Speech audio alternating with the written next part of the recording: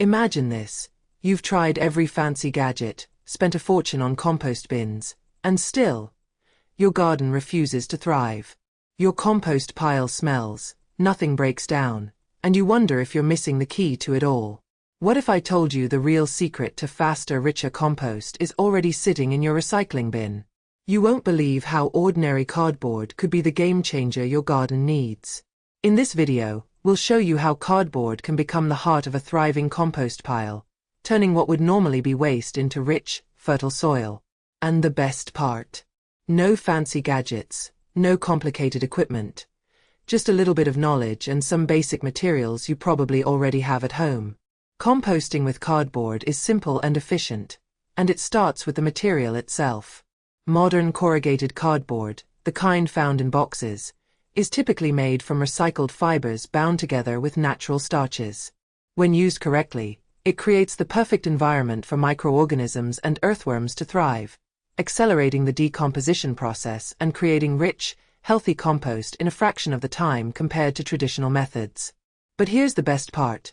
Cardboard is natural, free from chemicals and harmful additives, making it a safe and eco-friendly option for your compost pile. Here is a step-by-step guide to cardboard composting. Prepare the cardboard. Start by gathering clean cardboard. Ensure it's free from tape, wax, or glossy coatings, which can hinder the decomposition process. Tear the cardboard into manageable pieces. Larger sheets for the base of your compost pile. Crumpled pieces for mixing in between other organic materials. The combination of large flat sheets and smaller crumpled bits helps create air pockets and improves oxygen flow through the pile. Moisturize the cardboard. One key thing to remember about cardboard is that it's water resistant when dry. So before you start stacking it in your compost pile, soak the cardboard thoroughly with water. The moisture is crucial because it helps turn the cardboard into a spongy material that retains moisture while still allowing airflow for microbes to break down the organic matter. Now, it's time to build your compost pile. Think of it like a garden lasagna. First layer. Lay down your damp cardboard directly on the soil. This forms a solid base, usually about 2 to 3 inches thick. Next layers. Add a 4-inch layer of green materials such as kitchen scraps, fruit and veggie peels, coffee grounds, grass clippings, or garden weeds. Follow that with a layer of your crumpled or flat cardboard. Repeat.